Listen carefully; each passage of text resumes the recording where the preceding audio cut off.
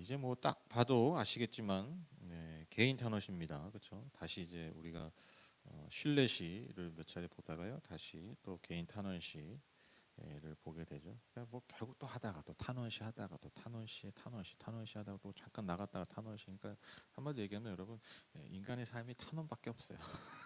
탄원이 많아. 좀 살만하다가 또 탄원하고 살만하다가 또 탄원하고, 그러는 거죠. 결국 그것도 또 친숙하지 않습니까, 되게. 우리의 삶에 탄원할 게 참 많아요. 오늘 시는 어떤 뭘 또 이제 다른 탄원시와 거의 뭐 비슷하죠. 어떤 적들의 어떤 자신을 반대하고 자신을 공격하고 결국 자신을 죽이려고 하는 그 어떤 적들의 어떤 공격과 위협 때문에 이제 하나님 앞에 탄원하는 건데, 특별히 오늘의 시에 나오는 적들은 좀 어떤 특징이 있냐면 그 뒤에서 몰래 이렇게 막 은밀하게 이렇게 음모를 꾸미고 이렇게 대놓고 뭐 이렇게 막 갑자기 뭐 이렇게 싸우고 막 무슨 전쟁 것처럼 그냥 그 선전포고 싸우는 거잖아요. 그러니까 이런 어떤 적이 아니라 뒤에서 몰래 자기를 모함하고 죽이려 모의하고 그 음모를 꾸미고 그래서 결국 막 죽이려고 하는 그러한 적들의 모습이 좀 두드러지고, 또 특별히 이 시인을 말로써 그 어떤 뭐 독설이기도 하겠고 또 거짓이기도 하겠고 어떤 그런 말로써 이 시인을 모함하고 죽이려 했던 어떤 그러한 적들 때문에 하나님 앞에 구원을 요청하는 시인의 탄원이 담겨 있습니다. 1절 2절 보시면, 하나님, 내가 탄식할 때 내 소리를 들어주십시오. 원수들의 위협에서 내 생명을 지켜주십시오. 악인들이 은밀하게 모이할 때에 나를 숨겨주시고 악한 일을 저지른 자들의 폭력에서 나를 지켜주십시오. 지금 시인이 악인들 때문에 생명의 위협을 받고 있죠. 2절에 의하면 그들은 악인들이죠. 그러니까 다수죠. 그러나 시인은 혼자입니다. 그러니까 다수에 의해서 한 명의 사람이 죽음의 공포와 위협 가운데 있다라는 것이죠. 그래서 그 다수인 사람들이 뒤에서 은밀하게 모의하고 악한 일을 꾀해서 그 시인을 죽이려고 한다라는 것입니다. 그래서 그 지금 현재 시인의 상태는 읽어보면 아시겠지만 담대함이나 뭐 어떤 그런 게 없어 보여요. 그러니까 굉장히 지금 위축돼 있고 두렵고 공포를 느끼고 있습니다. 그렇잖아요. 이게 그 우리가 그 뭐죠? 그 귀신의 집 이런 데 가면 사실 물론 이제 그런 분도 있어요. 귀신 자체가 무서운 분이 있어요. 저는 진짜 그런 게 하나도 안 무섭거든요. 근데 이제 제가 아영자매 그런 거 이제 뭐 놀이공원 가면 그거 너무 무서워하니까 절대 안 가요. 근데 도대체 그게 왜 무섭냐 그러니까 뭐라 그러는 줄 아세요? 저 그 말도 깜짝 놀랐어요. 진짜 그게 귀신일 수도 있잖아. 그 옛날 무서운 얘기 보면 뭐 거울을 봤는데 뭐 나타났는데 뭐 그런 얘기가 있잖아요. 사실 뭐 거울이 없었다 막 이런 거. 그러니까 이제 귀신의 집에 갔는데 다 귀신이 아니겠지만 걔 중에 진짜 귀신일 수도 있지 않냐. 이런 생각을 할 수도 있구나. 저 진짜 깜짝 놀랐거든요. 근데 그거 그 사람의 어떤 뭐 개성이니까 잘못했다 이런 게 아니라 두려움이 있으면 그럴 수도 있겠구나라는 생각을 해요. 근데 이제 진짜 귀신 집에서 귀신 때문에 두려워하는 사람이 있는 반면에, 근데 대부분 왜 귀신이 무서워하냐면 깜짝 놀라는 것 때문에 무섭잖아요. 왜 갑자기 튀어나오고 해버리니까 그 자체가 이제 무서워가지고 그걸 그 공포를 즐기는 사람이 그걸 피하는 사람이 있는데, 그러니까 그게 극대화되잖아요. 우리가 공포 영화 보면 그 공포 영화의 어떤 기본적인 그 아주 자주 나오는 그 레퍼토리가 그런 거잖아요. 갑자기 등장해가지고 몰래 등장해가지고 이 주인공이나 아니면 누가 봐도 이제 금방 죽을 사람들 이제 막 죽어 나가게 하는 그런 일들이 벌어지지 않습니까? 지금 신이 딱 상황이 약간 그거와 비슷해요. 이게 비유를 굳이 들자면, 그러니까 그냥 대놓고 싸우는 적이 아니라 지금 언제든 나를 죽일 수 있는데 그게 모르는 거예요. 그 뒤에서 나를 죽이려고 언제든 죽이려고 모의하고, 근데 그건 알고 있어. 근데 이들이 언제 나를 공격할지 모르겠고 어떤 방식으로 할지도 모르겠고 이런 어떤 두려움과 공포 가운데 지금 시인이 처해 있다라는 거죠. 그러니까 극대화되는 거죠. 그 두려움과 공포가. 이어지는 3절 4절에서 이러한 적들의 행태, 그 모습에 대해서 이제 시인이 더 자세하게 묘사하는데요. 3절 4절 보시면, 그들은 칼날처럼 날카롭게 혀를 벼려 화살처럼 독소를 뽑아냅니다. 죄 없는 사람을 쏘르고 몰래 숨어 있다가 느닷없이 쏘고서도 거리낌조차 없습니다. 제가 서두에 말씀드린 것처럼 이 시인은 특별히 말로써 시인을 고통에 빠뜨린다라는 것이죠. 그래서 시인이 3절에 보면 혀를 칼날로, 독서는 화살로 묘사합니다. 그러니까 여러분, 그만큼 지금 시인이 이 적들이 시인을 향해서 하는 말들이 시인을 굉장히 고통스럽게 하고 있다는 것이고요. 그리고 굉장히 시인의 삶을 죽음으로 몰아가고 있다는 거예요. 그 말이 어떤 말인지 모르겠지만 일단 뭐 모함일 수도 있겠고요. 거짓 증언일 수도 있겠고요. 또 여러 가지 말로 지금 이 시인이 그냥 저 사람들이 나 말로 상처 주고 있어 이 수준이 아니라는 거예요. 정말 그 말로 이 시인이 숨이 꼴딱꼴딱 넘어가는 그러한 죽음으로 내몰리고 있다라는 것이죠. 여러분 말의 힘이 여러분 어떤지 너무 잘 아시죠? 말의 힘이요 여러분 그만큼 강력합니다. 성경도요 이 말의 힘에 대해서 굉장히 많이 얘기해요. 특별히 야고보서 3장 4절 6절 보시면 보십시오. 배도 그렇습니다. 배가 아무리 커도 또 거센 바람에 밀려도 매우 작은 키로 조종하여 사공이 가고자 하는 곳으로 끌고 갑니다. 이와 같이 혀도 몸의 작은 지체이지만 엄청난 일을 할 수 있다고 자랑을 합니다. 보십시오. 아주 작은 불이 굉장히 큰 숲을 태웁니다. 그런데 혀는 불이요. 혀는 불의의 세계입니다. 혀는 우리의 몸의 한 지체이지만 온 몸을 더럽히면 인생의 수레바퀴에 불을 지르고 결국에는 혀도 개인나의 불에 타버립니다. 그러니까 말의 힘과 그 영향력을 아주 잘 표현한 말씀이죠. 그러니까 비유를 들잖아요. 배가 아무리 커도 그 배를 움직이는 게 결국 뭐예요? 이 작은 키라는 거예요. 뭐가 이와 같다고요? 혀가 이와 같다. 즉 말이 이와 같다. 이 말이 우리의 삶을 그 존재 자체를 그렇게 이끌어 간다라는 거예요. 그래서 그 강력한 힘으로 또한 이 좀 부정적으로 얘기하죠. 이게 불의 권세인데 이 불이 마치 작은 불이 온 숲을 태우듯이 이 말 한마디의 힘 때문에 정말 온 숲을 태울 만한 강력한 영향력들이 생긴다라는 것이죠. 사람을 죽일 수 있는. 그러니까 우리의 온 몸과 존재 자체를 다 태워버릴 수 있는 엄청난 능력을 가진 것이 바로 말이라는 것이죠. 그래서 여러분 그 뭐죠? 그 뭐 TV 보면 가끔 이제 부부 상담하는 거 그런 거 이렇게 보면 남편이 맨날 뭐 저기 잽 1, 2, 3, 4 뭐 나한테 주먹 날려 이런 거 없잖아요.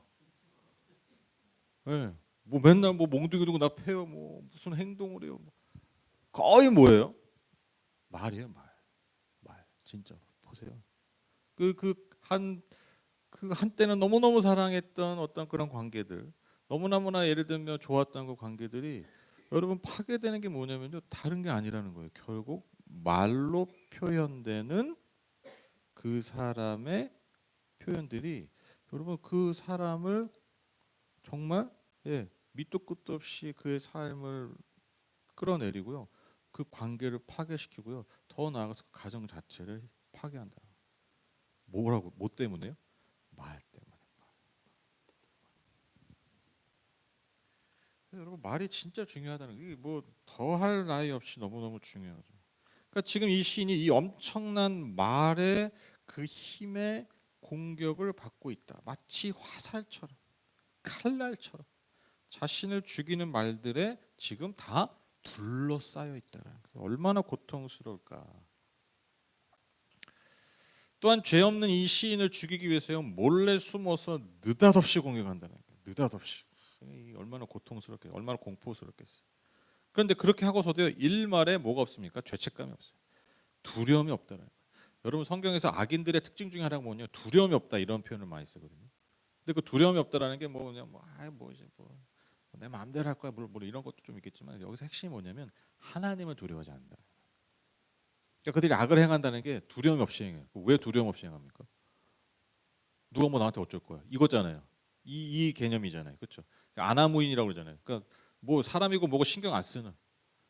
근데 여러분 옛날 사람들이 여러분 사람만 신경 안 쓰겠습니까? 그들은 늘 뭘 신경 쓰는 사람들일까요? 신을 신경 쓰는 사람들이잖아요. 예나 지금이나. 근데 여러분 난 두려움이 없어. 이 말은 뭐냐면 난 하나님 신경 안 써. 그러니까 하나님 경외하지 않아. 하나님은 두려움이 없다는 거죠. 그러니까 즉 하나님을 멸시한다. 이게 핵심이에요. 그러니까 하나님을 멸시하는 자들이다. 여러분 생각해 보세요. 여러분 하나님을 안 믿는 보통 사람들도 여러분 우리가 하나님 안 믿어도 뭔가 좀 잘못을 하면 뭐가 있습니까? 그 거리낌이라는 게 있잖아요. 그러니까 소위 말하는 양심의 가책을 느끼잖아요. 그렇죠? 근데 지금 시인을 공격하는 적들의 상태가 어떠냐면 그런 일말의 이 가책도 없는 거예요. 양심의 가책. 그러니까 얼마나 이들의 상태가 악하고 얼마나 지독히 교만한지. 이들이 이 거리낌이 없이 악을 행하는 이 모습을 통해서 여러분 이 악인들의 상태가 드러나게 됩니다. 더 자세하게 5절 6절 보시면 그들은 악한 일을 두고 서로 격려하며 남몰래 올가매를 치려고 모의하며 누가 우리를 보랴 하고 큰 소리를 칩니다. 그들이 악을 꾀하고 은밀하게 음모를 꾸미니 사람의 속마음은 참으로 알 수 없습니다. 그러니까 악인들이 얼마나 악하고 교만한지 그 행태가 너무 잘 드러났죠. 그러니까 악한 일을 하는데 자신들 서로 더 격려하는 거야. 야 잘하고 있다, 잘하고 있다. 야, 그렇게 하는 거야. 야 좀 이렇게 좀 그래, 조심해야 되지 않냐 이런 게 아니야. 야 더해, 더해, 더 잘. 진짜 지독히 나쁜 놈들이죠. 그렇죠?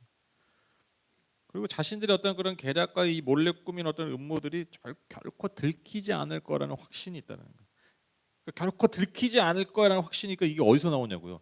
하나님을 두려워하지 않기 때문이에요. 그러니까 보는 눈이 없다. 뭐 신이 뭐 하나님이 날 봐. 그런 거 없어. 설령 본다 하는데 뭐 어쩔 거야. 내가 이렇게 힘이 있는데, 내가 이렇게 나쁜 일을 해도 뭐 나쁜 일이라고 생각도 안 하겠지만 내가 이런 일을 해도 나한테 아무 일 없는데 오히려 나한테 유익인데 오히려 난 잘 나가고 있는데. 그 제가 지난주도 그렇고 지지난주도 그렇고 제가 주일날 나왔던 설교에 그런 주제를 정한 이유가 그거라고 그랬잖아요. 이 인생지사 세용지 잘 안 되는 것 같은데 그게 사실 좋은 일이에요. 참 나쁜 이 좋은 일 같은데 그게 사실 나쁜 일이에요. 이게 여러분 그래서 그 복 중의 복은 그거잖아요. 깨달음이잖아요. 깨달음. 복 중의 복은요 때로는요 들키는 거예요. 왜? 들켜야 멈추거든. 예. 진짜요. 복 중의 복이 들켰어. 재수 없어가 아니라 이게 여러분 인생지사 세용지마의 출발일 수 있다라는 거예요. 오히려 들켜서 때로는 수치를 당하고 때로는 내가 잘못을 드러났을 때 여러분 그게 사실 우리의 삶을 야 그때 안 들켰으면 어떡했냐. 그때 안 멈췄으면 어쩔 뻔했냐라는 날이 온다라는 거예요. 근데 이런 사람들 특징이 뭡니까? 안 들켜. 들켜도 괜찮아. 심지어 뭐 아무 일도 없네. 브레이크가 없는 거예요. 브레이크. 그러니까 그렇게 가다 보면 결국 뭐 어디까지 가는 겁니까? 종착점이 하나예요. 하나님 없구나. 하나님 필요 없구나. 그냥 내가 이렇게 살아도 내가 이렇게 잘 살 수 있구나. 여러분 이게 어떠한 결과를 가져올지 여러분 인간은 몰라요. 그게 진짜 사실 두려운 거죠. 그게 사실 진짜 우리가 무서워해야 될 것입니다. 그러니까 이러한 교만함과 그들의 보이지 않는 음모 때문에 그들의 어떤 교만함이 있다는 그만큼 그 당시에 그들에게 힘이 있다는 거예요. 그러니까 그런 모든 것들이 이 시인에게는요 엄청난 불안감과 두려움을 가지게. 그러니까 뭐 도대체 뭘 알 수가 없는 거예요. 그렇게 답답하며 고백하는 거예요. 사람의 속마음은 참으로 알 수가 없다. 내가 도대체 어떻게 해야 되나? 이런 막막한 심정을 고백하고 있습니다. 그러나 이 시인이 확신하는 게 있어요. 그게 뭡니까?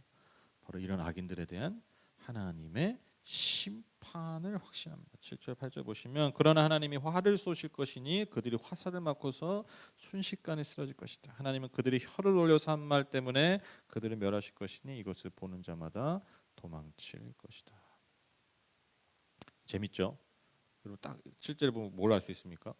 7, 8절에 어떻게 심판받습니까? 악인들이 시인에게 한 그대로 심판받죠. 그렇죠? 그러니까 그들이 한 그대로 돌려받아요.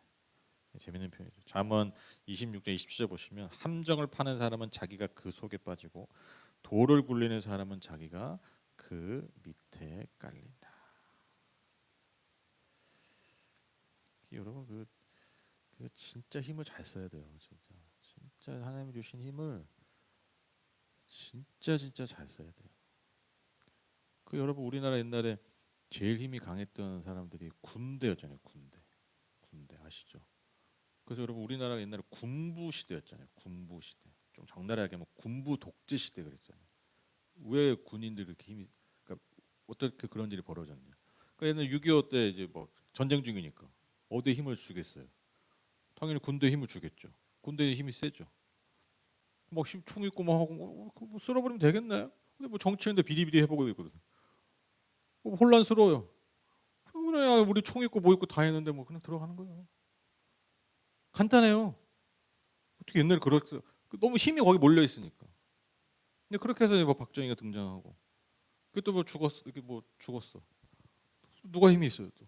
요즘 뭐 서울의 봄인가요? 뭐 그 영화가 되게 떴는데 저는 아직 보지 않았는데 나중에 기회 되면 보겠지만 그 전두환이가 힘이 있으니까 이러 가는 거예요. 여러분 생각해보세요. 당시 여러분 군대 누가 건드려요? 아무도 못 건드려요. 근데 지금 보세요. 우리나라 제일 뭐라고 그럴까? 제일 어떻게 좀 너무 비리비리한 거 아니야? 한 데가 어디예요? 군대예요. 국방부. 그 요즘 또 탈탈 털리고 있잖아요. 그 뭐 최상병 뭐 이런 문제 때문에 아마 진짜 난리 날 겁니다. 이거 지금 그나마 현 최고 권력 이게 걸려 있기 때문에 지금 이 정도죠. 여러분 조금만 몇 년 보세요. 지금 아마 다 털릴 거예요. 정해져 있어요. 어쩔 수가 없어요. 너무 큰 잘못 저질렀기 때문에 살아있는 권력이니까 지금 못 건드리는 거지. 못 건드리는 거지 지금 건드리고 있잖아요.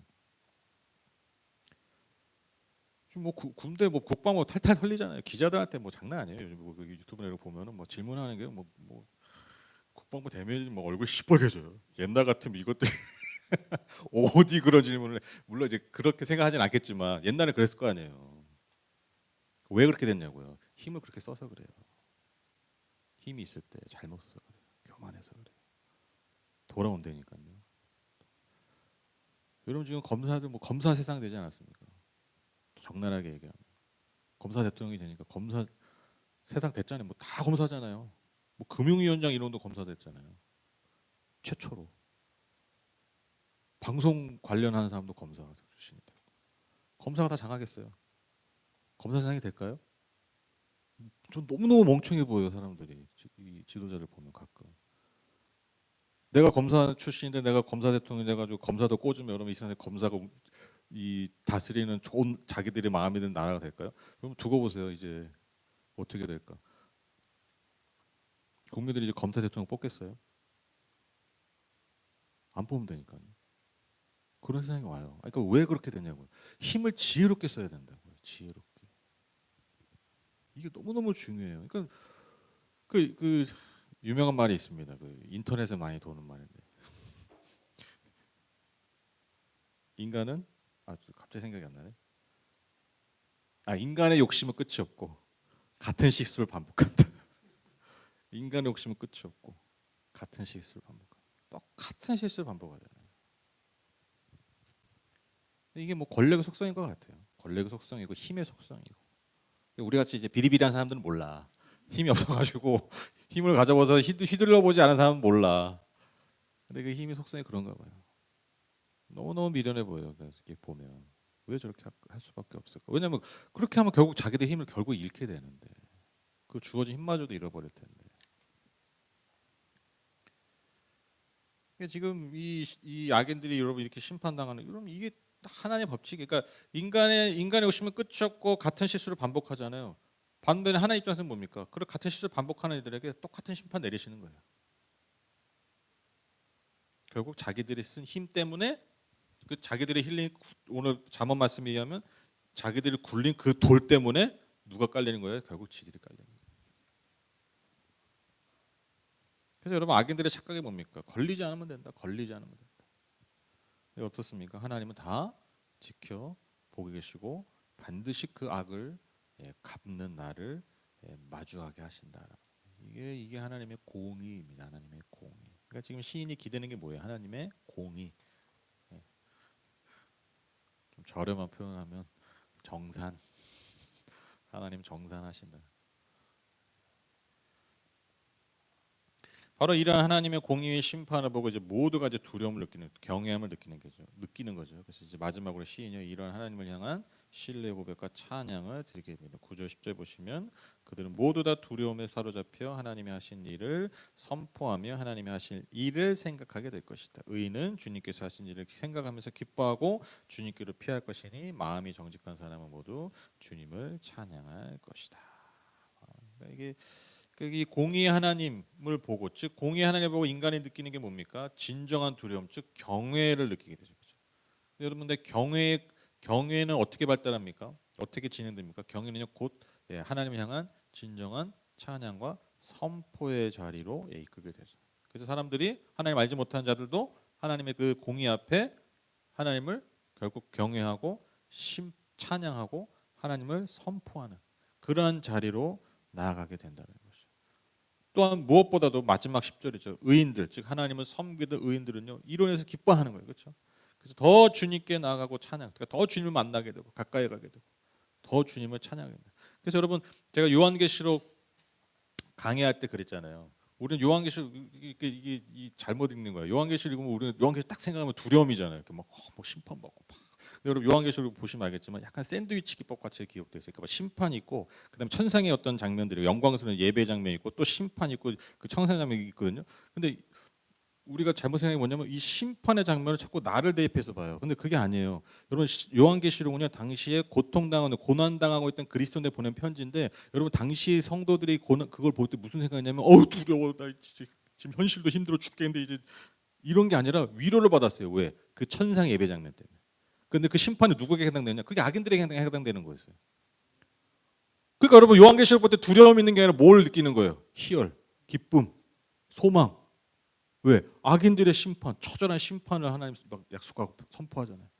또 중간에 이제 우리 같은 지금은 고난 당하지만 이 믿는 자들에게 주신 영광, 그 하나님을 향한 어떤 그런 기쁨의 회복, 소망 회복, 그 장면이 나오고 그것도 좋고 나는 구원받고 근데 적들은 심판받고 뭐 영화는 똑같은 거죠. 주인공은 잘 되고 악인들은 계속 막 그냥 죽어 나가는 거야. 얼마나 재밌어요 그 영화가.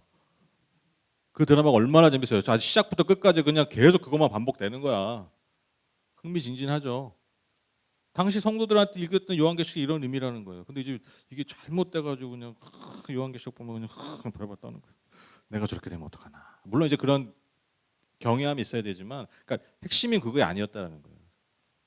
읽는 성도들한테 그것을 그 편지를 받은 성도들한테 뭔가 공포를 주고 두려움을 줘서, 그러니까 두려움을 줘서 예수 잘 믿게 하려고 쓴 게 여러분 요한계시록이 아니라니까요. 소망의 책이었어요. 소망의 책. 그러니까 여러분 우리가 마지막 때 우리가 하나님을 섬기고 이 하나님을 끝까지 신뢰하면서 그분의 뜻 가운데 사는 자들에게 여러분 그 하나님을 향한 진정한 경외는요 어떻게 일어나는 겁니까? 기쁨이에요. 기쁨, 소망, 찬양.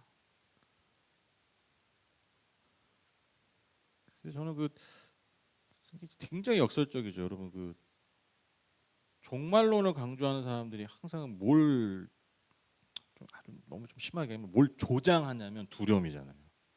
조장하잖아요. 그렇죠. 마지막 신부 막 이러면서. 근데 신부 들어가면 별로야 다. 거의 약간 90%가 별로야. 마지막 때 신부. 근데 다 보면 두려워가지고. 근데 생각해보세요, 여러분. 아니 뭐 결혼하고 막 사랑하는 사람 이제 곧 만나는데 막 두려워. 막. 물론 이제 그런 분들이 가끔 있지만 내가 이걸 해 마라, 결혼해 마라. 이런 거 말고 여러분 기본적으로 여러분 내가 정말 사랑하는 사람을 이제 곧 만나는데 여러분 어떻게 그게 두려움이겠어요? 기쁨이죠, 기쁨. 그러니까 저는 그 제가 이런 표현 꼭 쓰는데 여러분 우리가 하나님을 기다리고 예수님을 기다리는 거는요 다른 게 아니에요. 대체할 수 없는 기쁨으로 우리가 소망을 기다리는 거예요. 대체할 수 없는 기쁨이 있음을 알기 때문에 그렇죠. 두려워서가 아닙니다. 두려워서. 너무 저는 그게 너무 참 안타까워요. 왜 그러겠냐? 왜 그러겠어요? 왜 그렇게 하겠어요? 인간이 두려움에 반응해서 그래요. 그렇죠. 인간이 두려움을 반응해요. 그래서 이 종교권도 이 종교 이 비즈니스의 이 탁월한 사람들은요. 그래서 두려움을 강조하는 거예요. 우리가 홈쇼핑에서 사는 이유가 다 그거잖아요. 여러분 1분 남았어. 1분 왜? 1분 남으면 뭐가 생기는 거예요? 두려움이 생겨요. 왜? 1분만 지나면 내가 이 물건을 못 사. 여기서만 세일해. 여기서 방송 중에서만 세일해. 한번 심사숙고 생각해보고 좀 상의해보고 시간이 없어. 그냥 홈페이지 가서 좀 사. 근데 그러면 얼마 더 비싸게 사? 이 두려움. 이게 비즈니스 세계잖아요. 우리 다 그렇게 살아요. 종교도 이렇게 접근하는 거예요. 그래서 여러분 이 기쁨, 소망 이거 팔면 이제 장사가 안 되는 거예요. 속된 말로. 그럼에도 여러분 그럼에도 우리가 이 자세로 기다려야죠. 그렇죠? 그게 진짜 우리가 예수 믿는 이유 아니겠습니까? 대체할 수 없는 기쁨이 있기 때문에 우리가 여러분 예수님을 믿고 기다리고 그분과 동행하려고 하는 거지. 뭐 두려워가지고 그 진짜 너무 너무 하나님 앞에서 그 죄송한 말 아닙니까? 표현 아닙니까? 그렇죠? 그렇죠? 야, 내가 그러려고 내가 아들을 줬냐? 이러실 것 같아. 예. 그래서 이게 결론이다. 이게 결론이다. 마지막 의인은 이 10절에 하나님이 하신 일 이거 하신 일이 뭐예요? 그 아기들 심판한 거잖아요. 하신 일 생각하면 내가 기뻐하는 거예요. 그렇죠? 정산하셨구나 역시. 그래서 주님께 더 가까이 나아가는. 그래서 결국 더 하나님을 기쁘게 찬양하는. 그것이 결국 의인들의 삶이라는 것입니다. 그래서 오늘 저는 이 말씀 시편 64편을 통해서 두 가지 메시지 좀 잠깐 나누고 싶은데 첫 번째로 다시 말씀드리지만 말의 중요성입니다. 말의 중요성. 잠언 18장 21절 여러분 잘 아시는 말씀이죠. 죽고 사는 것이 어디 달렸다? 혀의 권세에 달렸다. 이거 너무 간단, 너무 엄청난 말이죠. 그러니까 생사가 뭐에 달렸다는 거예요. 말에 달려. 근데 이게 진짜 여러분 살면서 저는 이렇게 나이를 먹을수록 살면서 살수록 정말 많이 느껴요. 정말 사람을 쥐고 살리는 게 진짜 칼이 아니에요. 진짜 말이에요. 말. 정말 이 말 한마디 때문에 그 사람을 천국에 보낼 수도 있고요. 그 사람을 정말 지옥으로 빠뜨릴 수도 있다. 그러니까 하나님이 우리에게 이 말의 권세, 그러니까 모든 인간들이 뭘 주셨냐면 이 말의 권세를 주셨어요. 말의 권세. 그러니까 내가 뭐 지금 예를 들면 내가 뭐 지금 뭐 가진 것도 없고 뭐 부족하고 해도 여러분 우리 안에 다 뭐가 있다고요? 말의 권세가 있어요. 그러니까 여러분 우리가 이미 하나님 말의 권세를 주셨죠. 그럼 어떻게 써야 되겠어요? 죽이고 멸망시킨 데 써야 되겠습니까? 아니죠. 살리는 데 써야 되잖아요. 살리는데. 첫 번째로 누굴 살려야 됩니까? 나를 살려야 돼요. 나를. 여러분 의외로 여러분 이게요. 아유 뭐 다른 타인한테는 아유 집사님, 아유 권사님, 아유 목사님 너무 잘 얘기하고 하는데 자기한테는 아주 박하게 말하는 사람들이 있어요. 이것도 바꿔야 됩니다. 여러분 말의 권세를 누구에게도 잘 사용해야 된다고 첫 번째로 나예요. 나한테 좋은 말 하세요. 나한테 괜찮아. 그럴 수 있어. 잘했어. 야, 내가 나도 나지만 내가 고맙다. 나한테. 잘했어.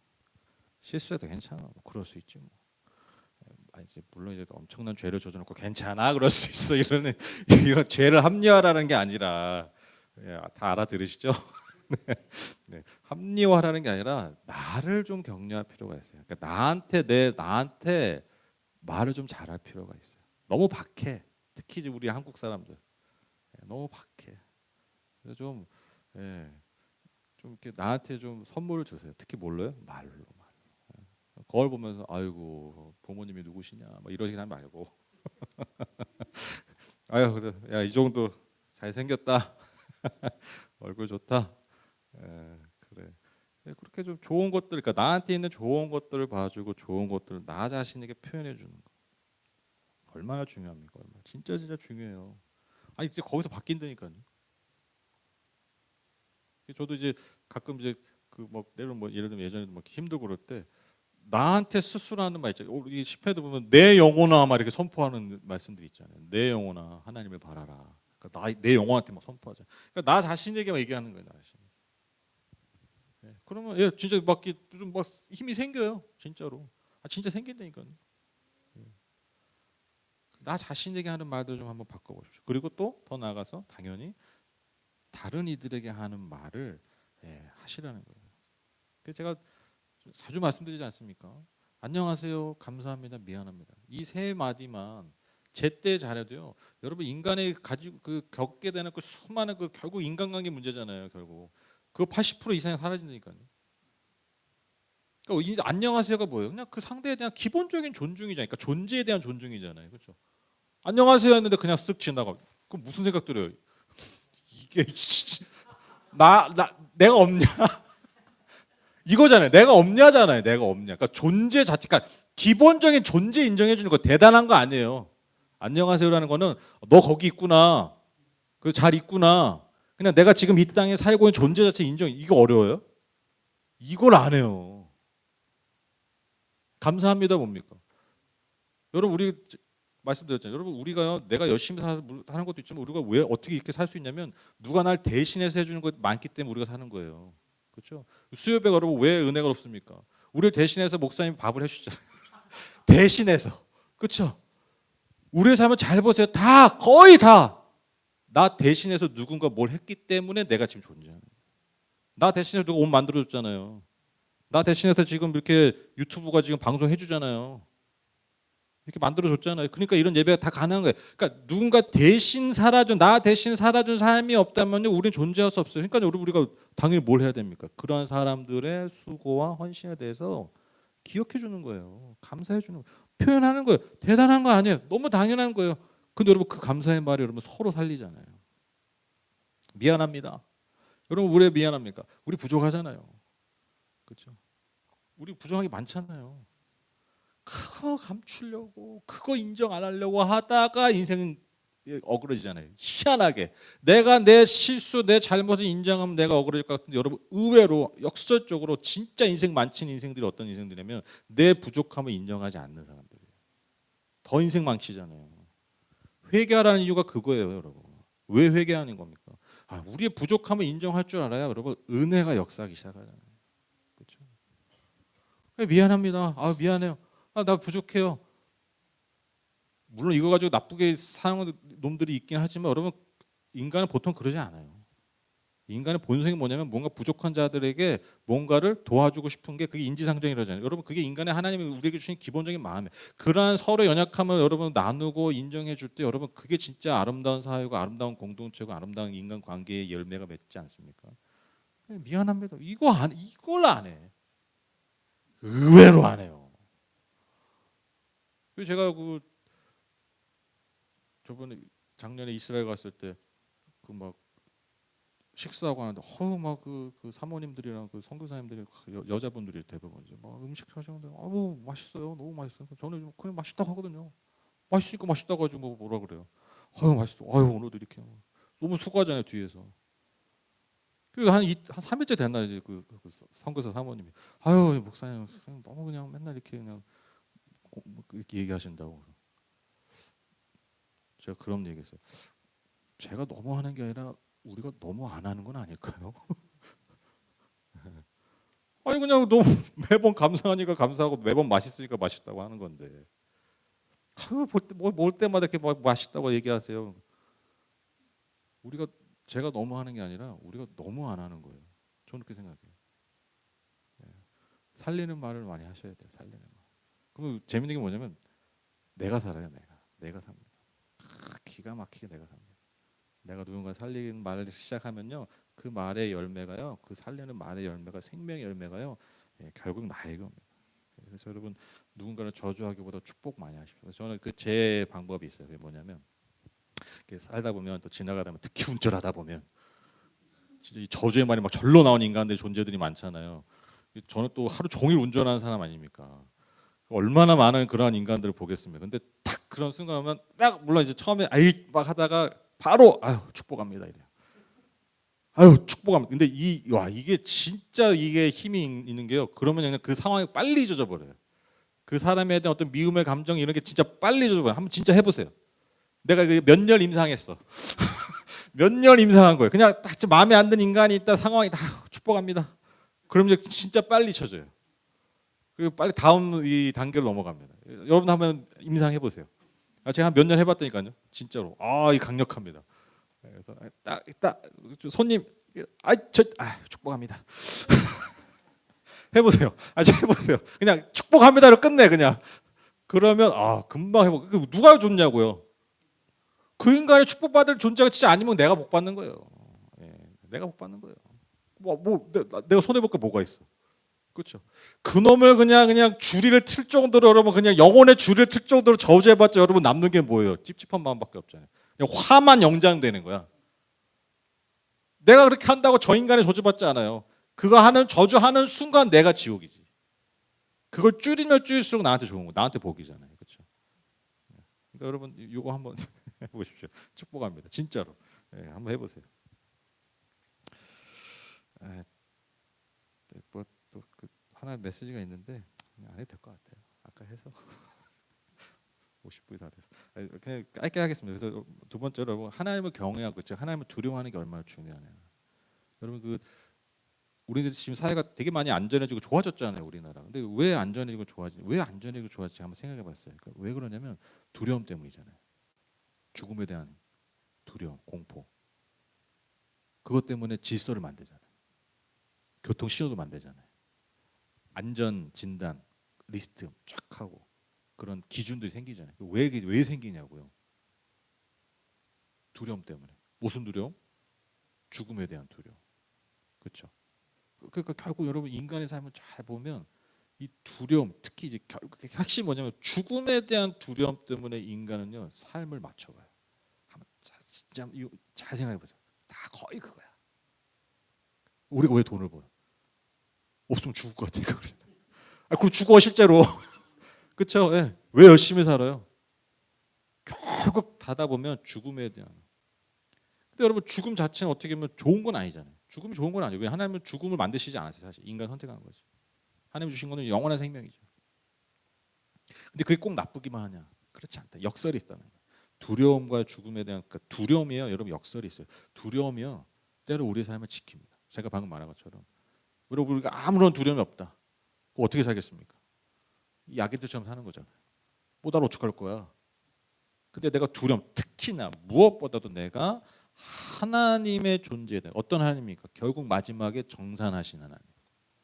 이 하나님에 대한 우리가 경외함이 있다면, 그러니까 벌받을 거와 두려움 이게 아니라 그 경외함, 아 하나님이 심판하시는 분이야. 그런 마음이 있다면 우리의 오늘의 삶이 어떻겠어요?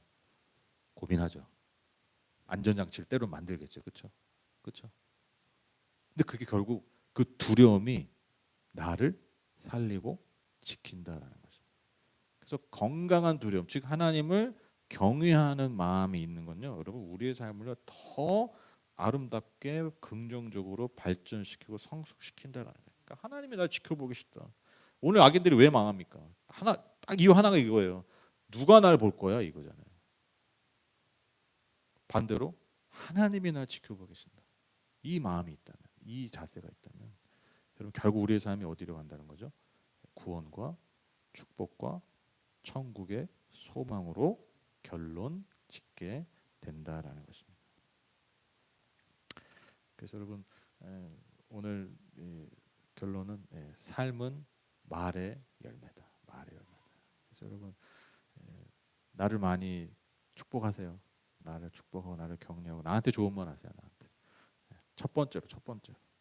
그리고 주변 사람한테 되도록 여러분의 삶에 여러 가지 뭐 굴고 있겠지만 여러분 되도록 좋은 말들, 저주보다는 축복의 말들, 격려의 말들, 소망의 말들 많이 해주세요. 많이 해주세요.